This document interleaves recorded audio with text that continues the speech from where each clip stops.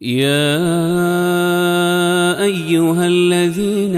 آمنوا إذا نودي للصلاة من يوم الجمعة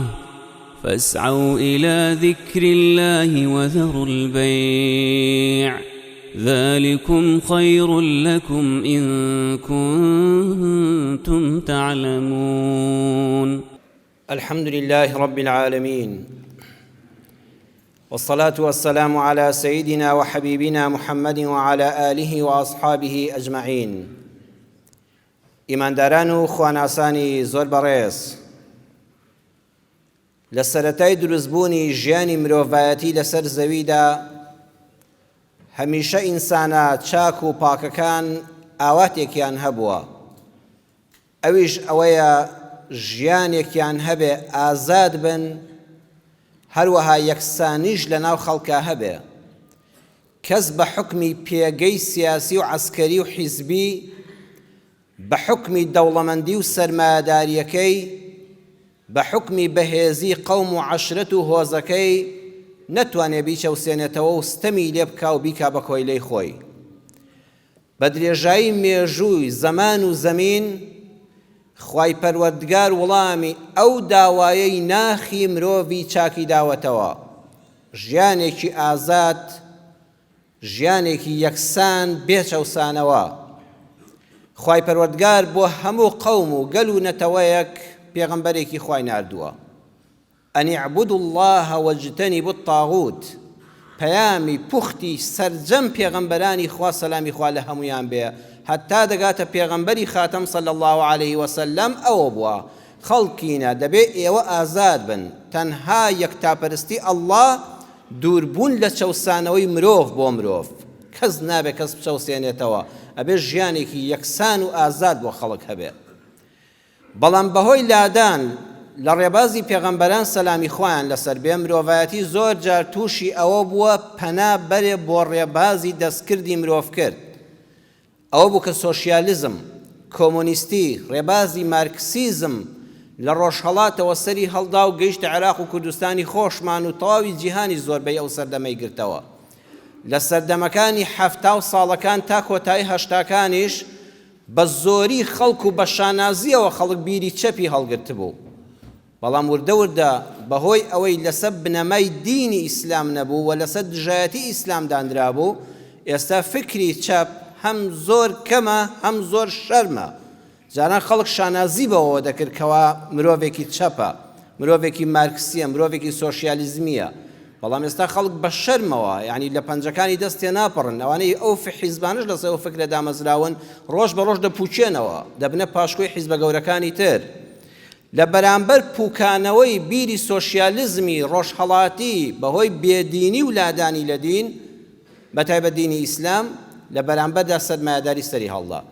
ڕەسمالیەتی ئەوروپاش هیچی کەمتر نییە لە سۆشیالیزم، ئەویش داوای یەک شت دەکا، ئەڵێ سۆشیالیزم دەیانگوت مرۆڤی ئازاد گەلێکی یەکسان. لە بیری سەرمایەداری و ڕەسمالی ئەوروپا و غەربیدا دەڵێ ژیانێکی ئازاد بۆ مرۆڤ، سەرمایەیەکی ئازاد، بازاڕی ئازاد، حکومەت هیچ تەداخل ناکە، هەر کەسە بۆ خۆی ئازادە چۆن شەریکە و کۆمپانیا بەڕێوە دەبە، حکومەت بەس باج و زەریبەوە دەگرێت. ئەمەشیان بەقەدەر ئەندازەی سۆشیالیزمەکە زەرەدی لە خەڵک داوە، ژیانێکی ناڕەحەتی بۆ مرۆڤی ئەم سەردەمە دروست کردووە. جا چۆن ئەمیان پێشوو لە ڕێبازی ئیسلام و دینی خوای حەق لایدا بەرەو پوکانەوە ڕۆیشت و نەما، ڕۆژگارێک بیری سەرمایەداریش بە ڕێزان لە جیهاندا نامێنێ. ئەم ڕەسمالیەتی ئەم ڕۆژ دەتوێتەوە. ئەی بۆچی خوای پەروەردگار 70 ساڵ کۆمۆنیستی ڕێگە پێدا حکمی دنیا بکە؟ ئەی بۆ سەرمایەداری ئەوە چەندین ساڵە هەیە؟ مامۆستای بیرمەندی گەورەی ئیسلام و دنیای کورد،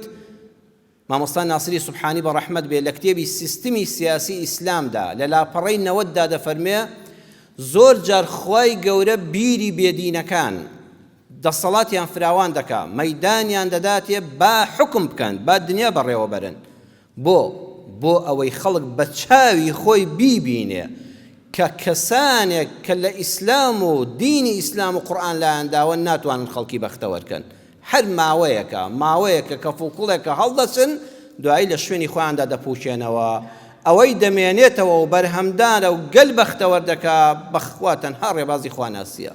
تەنها ئیسلامەتی ڕاستەقینەکەی خۆمان مسلمانانی بەڕێز. ئەم ئاواتانەی مرۆڤایەتی ژیانێکی ئازاد گەلێکی یەکسان لە شوێدا دێتە جێ؟ لە ئیسلامەکەی خۆماندا. پێغەمبەری خوا صلی الله عليه وسلم لە یەک حەدیثێکە کە یەک دێڕە تەواوی بیری شەرق و غەربمان بۆ کۆ دەکاتەوە. ئێمە خاوەنی ئەو پێغەمبەرە ئازیزەین صلی الله عليه وسلم. لە صحیحی مسلیمە فەرموودەکە هاتووە بە ژمارە فەرموودەی 1054 دەفەرمێ قد أفلح من أسلم ورزق كفافا وقنعه الله بما آتاه. یەک دێڕە حەدیثەکە سێ بڕگەیە. دەفەرمێ بەڕاستی ئەو کەسە ژیانی ئازادە، ئەو کەسە بەختەوەری دنیا و قیامەتە، ئەو گەلە بە خۆشبەختی گەیشتووە کە ئەم نیزامەی تێدا هات بێتە جێ. یەکەم خاڵ قەد ئەسلەمە. هەر کەسێک مسلمانی بەحەق بێ، خۆی یەکلایی کردبێتەوە بۆ خوا بۆ ئەڵڵا، خۆی تەسلیمی شەرعی پەروەردگار کردبێ، واللهی ئازادی تەواوی بەدەستێناوە. ژیانی ئازاد ئەوەیە کە تۆ خواناسی بەحەق بووی، بڕواتان بێمنەت دەبی، زۆر ئازاد دەژی،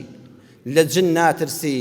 لە شەیطان ناترسی، لە حەسەد ناترسی، چونکە کەوتت یا ئەڵڵا خۆم پەناداوە بە تۆ هەموو شتێکت چاوەڕێیە لەو کەسەی کە ڕەبی عالەمینە. کەس لەسەر و ئەوەوە نییە، کەس. ئێتر تۆ پشت و پەنایەکی ئەوەندە بەهێزت هەیە بە ئازادی دەژی، بێترس دایمە کەسێکی دلێر و بوێری. پاشان ئەو ژیانە ئازادەی کە لە ڕژێمەکانی سۆشیالیزمی و لە ڕەسمالی ئەمڕۆدا دەڵم مرۆڤ ئازاد بێ، ئەخلاقێک نەمێنێ، تۆ حەزت بە چییە بیکە؟ ئیسلامی ئێمە بەواقعی ئازادت دەکا. دەفەرمێ داوێن پیسی ئازادی نییە، بەخوا هەموو ئەوانەی بەدئەخلاقن کۆیلەترین مرۆڤن، دایمە ناخێکی وێرانیان هەیە. ئازادی لە جێبەجێکردنی شەریعەتدایە کە پێت دەڵێ دەست پاک بە، حەڵاڵ خۆر بە، بێفرت و فێڵ بە، دەروون پاک بە، داوێن پاک بە، دەتۆ وەرە ئاوا بە بزانە ئازادیاننا. توخوا ئەم ڕەوشتە جوانە مسلمانیانە تێدا بێ لە کەس دەترسی؟ دایمە سرت بەرزە، دایمە گردن قیت و قنجە، وەکو چۆن لە نوێژە ئاوا ڕێک ڕادەوەستی، دایمە ئاوا لە کۆمەلگادا سرت بەرزە. قەد ئەفلەح من ئەسلەمە. سەرفرازە ئەو کەسەی بە تەواوەتی خۆی تەسلیمی خۆی پەروەردگاری خۆی کردووە، لەگەڵ خوادا بینی ئاوەدانە، لەگەڵ خەڵکیشە بینی ئاوەدان دەبێ. دووەمیان وەڕوزیقە کەفافەن، فەقەرەی دووەم باسە ئابووریەکەیە. ئەو کەسە سەرفرازە ژیانی ئازادە کە ڕزق و ڕۆزیەکەی کەفافەن. کەفافەن معنە ئەلفەقر نییە بەڕێزان، معنای هەژاری نییە. پێغەمبەری خوا صلی الله عليه وسلم نەیفەرموو ئەو کەسە بەختەوەرە هەر نان و دۆیەکی هەیە. نە، الكفاف ئەوەیە ئەن یەکونە دەخلوکە مقابلا لنەفەقاتیکە المعقولە. خوای گەورە هێندەت ڕزق و ڕۆزی بداتەیە، وەکو شەخص کار و کەسابەتەکەت، موچە و معاشەکەت، ئیش و کارەکەت، داهاتی وڵاتەکەت، بودجەی وڵاتت لەگەڵ نەفەقە و داواکاریەکان بە پێی زەمان و زەمینی ڕۆژەکەت، لەگەڵ ئەو داواکارانی کە معقولن، نەک زیادە ڕەوەکانی کە پێویستیت پێنێ و هەر تەکەبورە. ئەوەی کە مرۆڤ بۆ ژیانێکی ئاسوودە و جوان پێویستی پێبێ، خوای گەورە پێت بەخشێ.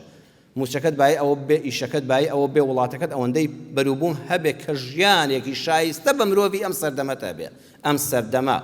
ئەم سەردەمە چی مرۆڤ دەیخوازێ هەد بێ، ئەوە بەڕاستی ڕوزیقە کەفافەن. جا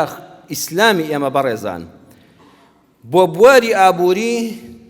لە نێوانی سەرمایەداری و سۆشیالیزمدایە. واتە پێمان دەڵێ دەکرێ ئەی ئەو کەسانەی کەوە ئاواتە خوازن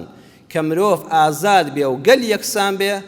بۆ دێن بێدین دەبن. ئەی بۆ نایەن ئەو بیرۆکە جوانەی خۆتان کە بە وشە جوانە بۆ لە ئیسلامی خۆماندا نایدۆزنەوە. واتە ئیسلامی ئێمە یەکەم دژی ئازادی نییە، بەڵکو بە پێچەوانەوە دەستخۆشی لەو کەسانە دەکات کە ئازادی خوازن، کە یەکسان خوازی ناو کۆمەڵگان. لە کوێدا ئەمە هاتووە؟ لە فەرمودەی پێغەمبەر صلی الله عليه وسلم. ئیمامی بوخاری بە ژمارە فەرمودەی 1076 ئەم حەدیسە لە صحیحی بوخاریدا هاتووە. خۆشەویستی خوا صلی الله عليه وسلم فەرمووی إن الأشعريين إذا أرملوا في الغزو أو قل طعام عيالهم بالمدينة جمعوا ما كان عندهم في ثوب واحد ثم اقتسموه بينهم في إناء واحد بالسوية فهم مني وأنا منهم. فەرمووی تاقمێک هەن، هۆزێک هەن، نەتەوەیەکەن، پێیان دەڵێن ئەشعەریەکان. ئەو ئەشعریانە کۆمەڵە خزم و کەسوکار و قەبیلەیەکی گەورە بوون، هەموو موسڵمان بوون. پێغەمبەری خوا صلی الله علیه وسلم فەرمووی بەڕاستی مەردایەتیەک و ڕەوش جوانیەکیان تێدایە زۆر سەرسامم پێیان. دیارە لیان پرسیوە ئەی پێغەمبەری خوا ئەوە چییە؟ فەرمووی ئەوان عادەتیان وایە هەر وەختێک نان و پێخۆر و بژێوی ژیانیان هاتە کەمی سیر دەکەن بەڕاستی خەریکە هەندێکیان هەژار دەبن، هەندێکیان تەواو باش دەوڵەمەندن، هەندێکیان خەریکە فەقیر دەبن، لە کار و کەسابەت دەبن، بەڕاستی هەندێکیان زۆر تێرن، هەندێکیان خەریکە ماڵ و منداڵیان ڕەشوڵوت و برسی دیارە. فەرمووی زۆر مردن دێنن بڕیار دەدەن لە ڕێی دووسێ پیاوی وەکو جەنابتان و ڕیشتپی قەومەکەیانەوە بەڕێیەکی گەورە جاجمێک سەرچەفێک پەڕۆیەکی گەورە دادنێن لە ناوەڕاستی گوند و شارەکەیاندا، دەڵێن هەر کەسێک چی هەیە بهێنێ بۆ ئێرە بەبێ ئەوەی کەس چاودێروێ بەسەریانەوە. کابرا هیچ لە ماڵی خۆیدا نایەڵێ، فەردەیەک گەنمی هەیە، ئەو تەنەکەی خورمای هەیە، ئەو هەندێ نیسک و نۆکی هەیە، هەمووی دەیهێنن. هیوا هەیە مشتێکی هەیە فەردەیەکی هەیە، کەس هیچ لە ماڵەوە نایێنێتەوە. هێندە مردن بەبێت چاودێری و تەفتیش، کەس هیچ لە ماڵی خۆی ناهێڵێتەوە، دەیهێنن لەوێ لەسەر ئەو کۆمەڵە دایدەنن ئەو خۆراکانە. پێغەمبەری خوا صلی الله علیه وسلم فەرمووی دوای ئەوە بە قاپێکی ڕێک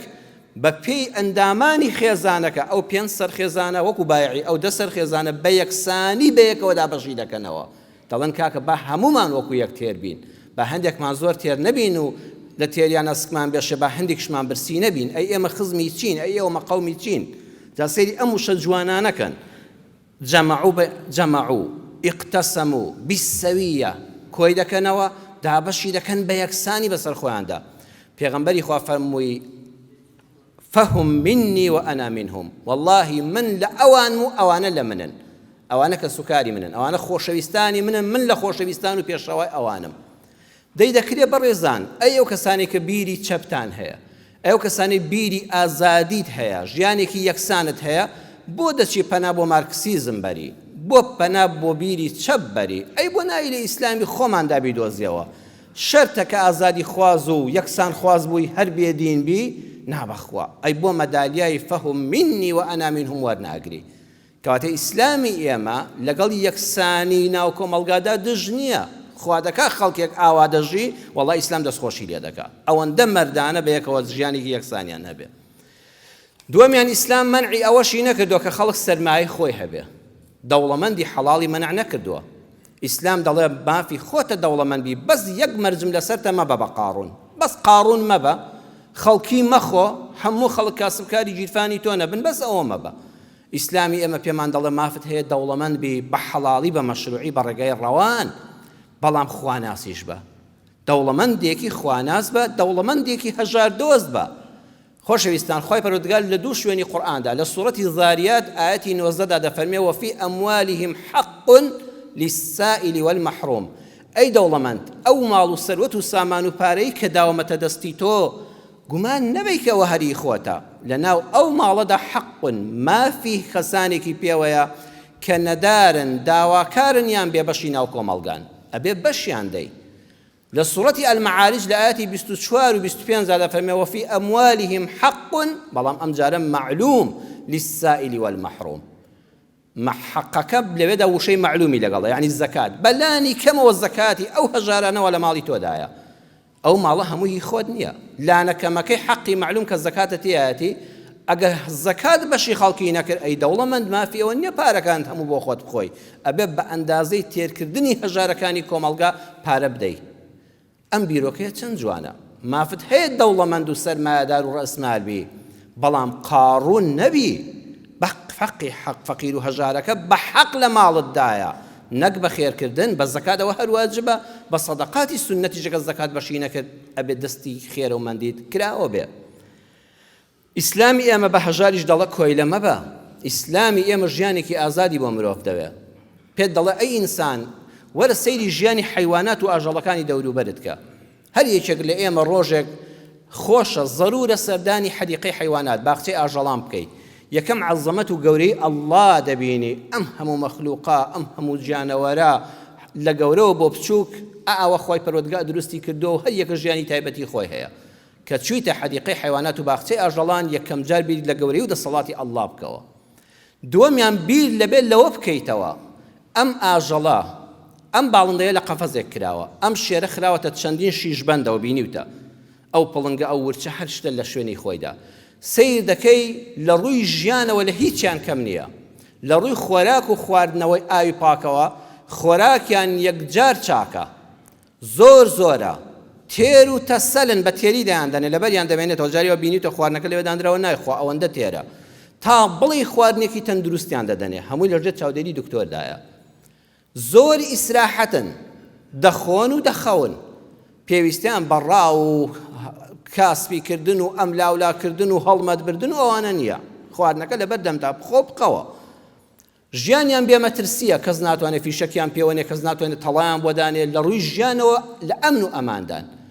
ئەی بۆچی یەک زەڕە مەجالی ئەو شێر و پڵنگ و باڵندانە هەبێ قەفەزەکە دەشکێن و دەڕۆنە دەرەوە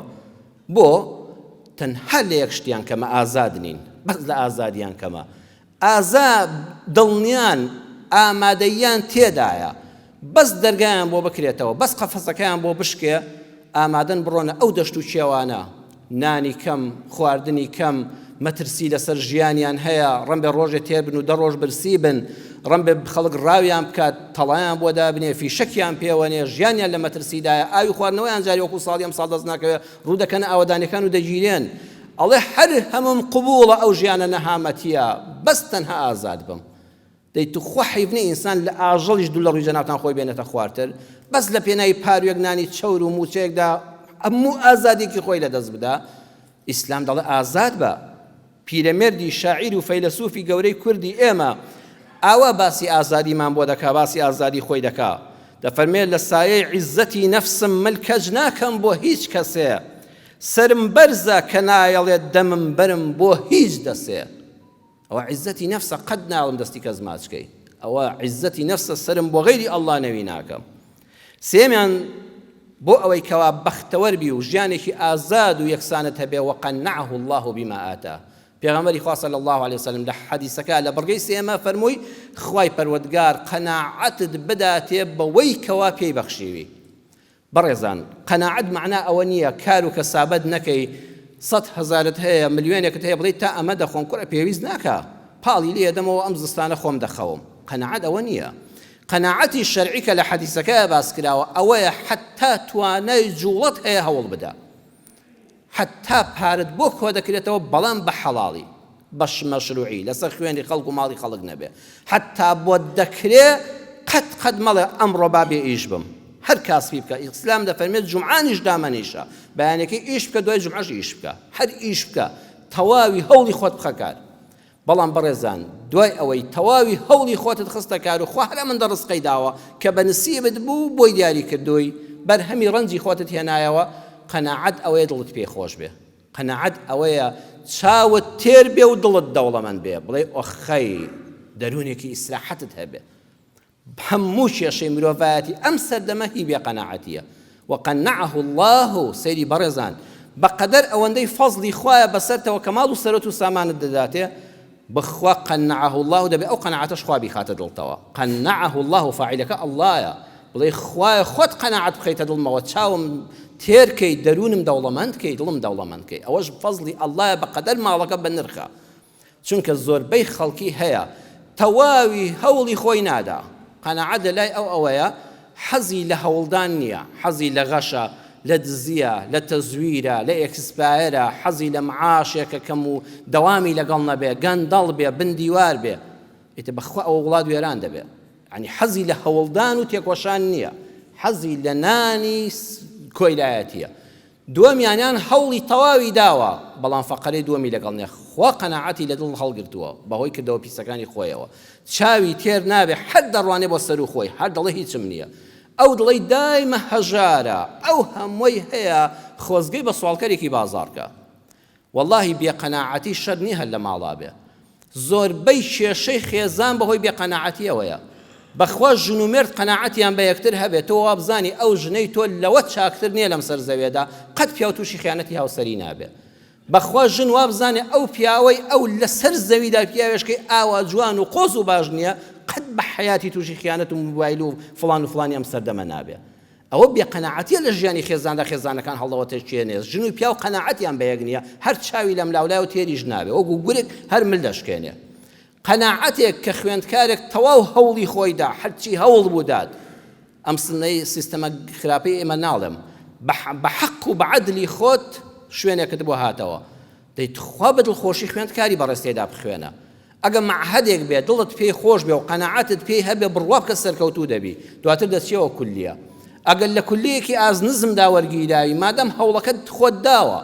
بە دڵخۆشیەوە بخوێنە زۆر دڵت بە بەشەکەت خۆش بێ بەویستی خوا ڕۆژە ماستەر و دکتۆرای تێدا دێنی بەخوا لە تومعامەکە پێشیە دەیتەوە ژیانت بە خۆشتر دەبێ خزمەتی باشتر پێشکەش دەکەی هەر شتێک خوێندت بە دڵخۆشیەوە ئەوەندە قەناعەتت پێی وا بزانە لەو بەشەی تۆ لەسەر زەویدا خوێندنی وا باش نییە وەڵڵی هەموو خوێندکارەکانمان سەرکەوتوو دەبن هەمووشیان دەبنە خزمەتگوزاری ئەم خاک و خەڵکە ژیانیشیان خۆش دەبێت ئێمە دەشخوێنێت 4 ساڵی کولێش تەواو دەکات دڵی پێی خۆش نییە لەژە خۆکەی بەش بووە هاتەوە خۆزگە هەر دەرنەچوومایە دەبەخوا وەکو دەوڵەمەندەکەوای وەزانی هیچ نییە بەڕێزان دەوڵەمەند هیوا هەیە دەوڵەمەندە و عەرزمکردن لەزەتی لێ ناکە قەناعەتی نییە هەیە هەژارە و قەناعەتی نییە دوو جار ئازار دەشێشێ ئازاری نەبوونی ئازاری ئەوەی هەر چاوی لەسەر خۆیەوەیەتی و هیچیشی نادرێتێ گرفتێکی دەرونیشی بۆ دروست دەبێت دەکرێتەوە هەژار بی بەس بەخوا کە قەناعەتت هەبوو پارچەنانەکەی خۆت پاروەنانە وشکەکەی خۆت بە قەل و قازی خەڵک ناگۆڕیتەوە قەناعەتت هەیە خۆت بە پاشا ئازانی ئەگەر تۆ قەناعەتت هەبوو بە بەشی خۆت چاول لە ماڵی کەسەوە نەبوو یەکسانی لەگەڵ هەموو پاشا و ئەمیرێکە لەگەڵ هەموو سەرمایەدار و دەوڵەمەندێکە دەی خۆ من چاوم لە ماڵتەوە نییە جا چم لە تۆ کەمترە هەتا وەکو سەری بەندایەتیت بۆ نەویکەم خۆم بە هاوشانی تۆ دەزانم با بەنانی وشکیش بژیم بۆیە قەناعەت عیززەتدارمان دەکا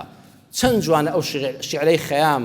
کە ڕەحمەتی مامۆستا هەژاری موکریانی کردوویەتی بە کوردی کە پێمان دەڵێ قەناعەت یەکسانە بە ژیانێکی ئازاد و یەکسان دەڵێ هەر کەس کە دەستی بەتیکەنانێ بڕەسێ لا کووخێ هەبێ شەوانە تێیدا وە حەسێ چەند خۆشە ژیانی وە چ ئازادە بەدڵ بۆ خۆی بێ نە ئاغا بێ نەبەردەستی کەسێ بەخوا بەس نانەکەت لەسەر سفرە هەبێ دڵت مرتاح بێ جەستت ساغ بێ ماڵ و منداڵت بێ شێشە و گرفت بێ ڕووتان لەگەڵ یەک خۆش بێ کولانە خانوویەکی خۆت هەبێ ئێوارە کە ڕۆیشتیەوە دەردکاو دەرگ نەکەی و لە دەرگای مزگەوت و ئەو نەخەوی دەرگایەک هەبێ بچیتەوە ماڵەکەی خۆت ئۆخەی چەند خۆشە ژیانی وە چەند ئازادە بەدڵ ئای چەند ئازادی بەس بۆ خۆت دەژی نە ئاغای کەسی نەبەردەستی کەسی جا ژیانی ئازاد ئەوەیە بەخوا ئاغایەتی خۆش نییە بەخوا کۆیلایەتی و بەردەستیش خۆش نییە نە خزمەتکاری کەسم نە ئاغای کەسم بۆ خۆم دەژیم والله هەمومان خوای گەورە بەشێکی لەمە پێبەخشیوین ئای حەیف بەداخەوە شکرانەی پەروەردگاری لەسەر ناکەین ناهێڵین بە مرتاحی بژین دەتەوێت ژیانت ئازاد و یەکسان بێ قەناعەتت هەبێ ئەم مرۆڤە بە قەناعەتانە کە لە کۆمەڵگادا پەیدا بوون کە پەیامی ئیسلامە حکومەت ئازاد دەکەن بەسەرهاتێکی واقعیتان بۆ دەجێڕمەوە مامۆستا و پێشەوامان جەنابی دکتۆر عوسمان محەممەد غەریب کە خەتیبە لە شاری هەولێر لە مزگەوتی بەختیاری مامۆستای زانکۆیە پرۆفیسۆر دکتۆر عوسمان محەممەد غەریب کتێبێکی هەیە کتێبێکی بچکۆلە بە ناوی نڤار لە لاپەڕی 115دا ئەمەی نووسیوە خوێندمەوە دەفەرمێ کابرایەک لەم شاری هەولێرە هات بۆ لام وتی جەنابی دکتۆر زۆر ناڕەحەتم هەز بە تاوان دەکەم تەوبەشم کردووە نەک هەر تەوبەی نێوانی خۆم و خوا دەمەوێت بە کرداریش خۆم پاکەمەوە وتم کێشەکەت چییە وتی بەداخەوە خەڵەتام لە ڕێی خزمێک کەسێک برادەرێکەوە لە دائیرە بووم خزمەتی نایاساییم بۆ نووسرا بە حیاتی هەر بڕوان بە پێشمەرگاتی و چەکداری نەبووە کابرا هاتۆتە بن کڵەشەیەوە کاکە وەرە 5-6 ساڵ پێشمەرگاتی بۆ بنووسم بۆی نووسیم و پلەم بەرز کرایەوە بەبێ ئەوەی من ئەو کارم کردبێ بەڵام دواتر بیرم کردەوە ئای چیم بەخۆم کرد چەند ساڵە لە دایرە بە حەڵاڵی نان دەخۆم ئەو هەموو ساڵیان بۆ زیاد کردم بە خزمەتی بەلاش هەی حکومەتی گەندەڵ چۆن خەڵکت فێری ئەم حرام خۆریە کرد هەی مەسئولی دز هەی گەندەڵانی وڵات چۆن خەڵکی حەڵاڵ خۆری کورتان فێری ئەم دزی و ڕاوڕوتە کرد واللهی مەلا هەیە ئەوەی کردووە مەلای مزگەوتە خەتیبی مزگەوتە چەند ساڵیان خزمەت بۆ زیاد کردووە بە بەلاش کابرا هەیە جاشی حکومەت بۆ ئیستیخبارات بۆ وڵات 10 ساڵ خزمەتی تەنزیمی داخلی هەبووە هەموو دەیانێت بەس بە حرام بۆی کە حرام خۆر بووی بالکەس دەبی زەلیل دەبی بەخوا یەک حرام خۆرێک بی من بۆ خۆم ئەم قسانەکە دەکەم 1 دینارم لەو حکومەت و دەسەڵات و حیزبێک وەرگرت بێ ناتوان بەدلێری قسە بکەم یەکسەر بە سرت نزم کەیتەوە دەنگ نزم کەیتەوە ئازادی لەدەست دەچێت گردنت پێ کەس دەکەن ئەو پیاوە بە ئاگا هاتوۆتەوە نانی حرام ناخۆم دکتۆر هاتووم ئیجازەم کردو بەبێ موچە 2 ساڵەوە دەوامەکەم دەکەم لە شوێنی خۆمە ئەو ئیشەی کە هەمە دەیکەم 1 دینار لە حکومەت وەرناگرم تۆ بڵێ بەقەدەر ئەو ساڵانەی کە خزمەتم بۆ زیاد کراوە دەوام کەم و پارە لە حکومەت وەرنەگرم خوا لە گوناهم خۆش بێ ئەڵە چاوم پڕ بوو لە فرمێسک سەحابەکانی پێغەمبەرم بیر هاتەوە وتم ئەم وڵاتە هێشتا خێری تێدا ماوە حکومەت ئەگە بێوێت چاکسازی بکە ئەبێ ئەم درۆڤانەی مزگەوت دروستکە کە کەس چاوی لێی نییە ویژدانی پێت دەڵێ چۆن نانی حرام و خزمەتی حرام بێتە سەر موچەکەم بە ئەمە پاک دەبینەوە مرۆڤە ئازادەکان خەڵکە کۆیلەکانی ماددە و سامان دێنەوە سەر ڕێگا ڕاستەکە نەجیب مەحفوظ لە دوا کتێبیدا کە دەرچووە بە ناوی دەنگدانەوەکانی ژیانم کە حەمە کەریم عارف کردوێتی بە کوردی ئەمە 1 مانگە تەقریبەن چاپ کراوە کە خوێنمەوە لە کتێبی دەنگدانەوەکانی ژیانم نووسراوی نەجیب مەحفوظە لە لاپەڕەی 98دا ئەڵێ پیاوێکی بەڕێزی وەکو جەنابتان پیاو باشێک ئەهلی مزگەوت 1 جانتای گەورە پڕپارە دەدۆزێتەوە ئەو پارەیە کە تەماشای دەکا ناسنامە و ناونیشانی کابرای تێدایە بەڵام سیر دەکا ئەمە ئەو پیاوەی شاری خۆیانە کە تا بڵێ خەڵکێکی خراپەکار و بەدکردارە تا بڵێ حرامخۆر و گەندەڵە تا بڵێ داوێن پیسە دڵدەڕووی جەنابتان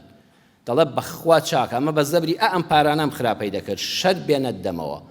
هەویەکەی و ناونیشانەکەی دەسووتێنێ ئەی چی لەم پارەیە بکەم دەی خۆ منیش وەکو ئەو خراپ نیم بیر دەکاتەوە کابرایەکەیە لە شارە پیاوێکی حتا بڵێ بۆ خوا سوڵحاو بەڵام تا بڵێ هەژار لەگەڵ ئەو هەژارێشە خێرەومەند بینیوێتی بە چاوی خۆی لەگەڵ ئەو کەم دەستەی خۆیدا خێر بە خەڵک دەکا وتی واللهی با ئەو پارەیە بخەمە ژێر خانەکەی خانوویەکی بچکۆلەیان هەیە دەیخەمە حەوشەی ماڵی فڵان کەسەوە بەڵکو بۆ خۆشی پێی دەوڵەمەند دەبێ کابرای دەوڵەمەند ئەو پارەی نامێنێ لە قسە دەکەوێ لە خراپە دەکەوێ ئەم هەژارش دەوڵەمەند دەبێ و شتێکی دڵنیام لێ دەکا بەخێر یارمەتی خەڵکی تریش دەدا بە دزیەوە شەو دەیخاتە حەوشەی ماڵی کابرای هەژارەوە ئەڵێ 3-4 ڕۆژێک دوای ئەوە کابرا دەگێڕێتەوە دەڵێ بیستم وتیان والله کابرا فەقیرە هەژارەکە مزگەوت بە مزگەوت بازار بە بازار دەگەڕێ کوڕە خەڵکی نەجان تایەک پارە لە حەوشەی ئێمەدا فڕێدراوە چێ بڕەکەی و ناونیشانەکەی بڵێ بیدەمەوە کابرای دەوڵەمەند دەگە والله کاکە ئەو جانتایە هی منە عینوان و پارە و بڕەکەی ئەوەندەی وڵات تەواودێک دەیداتەوە زۆر پەست بووم ئەی خوایە گیان وەرە من ئەو پیاوەتێم نەکرد بەی خۆم چوزانم تۆ دەیدەیتەوە بەخوات کۆمەڵە دیاریشم وەردەگرت بۆم دەرکەوت تەنانەت 1 دیناریشی لە کابرا وەرنەگرت و هەر دەستخۆشانەی خۆشی وتوی کاکە بەخوا من هیچ ڕەنجێکم نەدی و بەیانی دەچم بۆ مزگەوت یەکەم جانتایەک پارە لە حەوشەکە دانراوە ئیتر ماڵی تۆ بە من حرامە هەرچی وتوی دەستخۆشانە وتوی هیچم ناوێ ئەڵێ خەفەتم خوار وتم واللهی بەداخەوە ئەمە هەر وەکو گیرفانی فەقیرە عەقڵیشی فەقیرە هەی داماوە تۆ خوا 1 جا دەوڵەمەندی کردی بۆ وات کرد الله سبحان الله چەند ڕۆژی پێچوو کابرای فەقیرە مرد سبحان الله ئەگە بیشی خوادا پارەکەی والی نەدەخوارد هەر ئەو 2-3 ڕۆژی دوای ئەوە مرد کتۆ پڕ ڕاقەناو مرد ئەڵێ وەڵی چوومە مزگەوت نوێژمان لەسەر کرد و شۆرا و مامۆستا نوێژی لەسەر کرد و دوعای بۆ کرا بەرەو گۆڕستان ڕۆیشتین ئەوەی سرنجی ڕاکێشام سیر دەکەم ئەو دەوڵەمەندە خراپەکارە لە ناو مزگەوتە نوێژ لەسەر ئەو پیاوە دەکا کوڵ بە کوڵ بۆی دەگری و فریمێسک بە چاوێتە خواتە خوارە و قوڕی بۆ دەپێوێ وەکو نزیکترین کەسی مردبێ دواتر پێیان وتم ئەو پیاوە تەوبەی کرد کاتێک کە بینی ئەم حرام خۆرە ئەم خراپەکارە ئەو دەوڵەمەندە ئەو پیاوە هەژارە نانی شەوینێ لەو کوخقانوەدا ئەم جەنتا پارە چۆتە ماوەوە دەستکاری نەکردو بە دووی داگەڕاوە وتی ئەوە چ پەروەردەیە کە مرۆڤی ئاوا ئازاد ئاوا بوێر و دلێر پێدەگەێنێ وتیان ئەو پیاوی مزگەوتە کابرا بوو بە ئەهلی مزگەوت ئینسانە ئازادەکان مرۆڤە کۆیلەکانی پارە و نەوسیش ئازاد دەکەن بەڵام بەداخەوە ئەگە هەمومان کۆیلە بووین یەکتر دەکەین بە کۆیلە وڵات دەبێتە کۆیلستان داواکارم لە خوای پەروەردگار یا ڕەبی خوا بە ئەسمای حوسنات بە سیفاتە جوانەکانت بەناوە بەرز و باڵاکانت یا ڕەبی خوا مسلمانی بە حەق بین خوا ڕزق و ڕۆزیمان فراوان کەی خوای پەروەردگار قەناعەتیشمان بخەیتە دڵ و دەروونەوە چاوتێر و دەروون تێرمان کەی یا الله یا شافی لەم ڕۆژە مبارەکەدا لێت دەپاڕینەوە خوای ئەوەی نەخۆشە شیفای بدەی خوای ئەوەی نەخۆشە شیفای بەخێری بۆ بنێری خوای ئەوەی دەستکوتە دەرگای ڕزق و ڕۆزی حەڵاڵی لێ بکەیتەوە یا ڕەبی خوای ئەو دەوڵەمەندە بەخشندانەی کە دەستیان واڵایە و دڵیان تێرە و چاویان تێرە خوای هەزاران ئەوەندەیان زیاتر بەسەرا بڕێژی خوای دەوڵەمەندی خێرەومەند لە کوردستانە زیادکەی یا ڕەبی خوای عاقبەتی هەموو لایەکمان بەخێر بژێڕی آمين آمين والحمد لله رب العالمين يا أيها الذين آمنوا إذا نودي للصلاة من يوم الجمعة فاسعوا إلى ذكر الله وذروا البيع ذلكم خير لكم إن كنتم تعلمون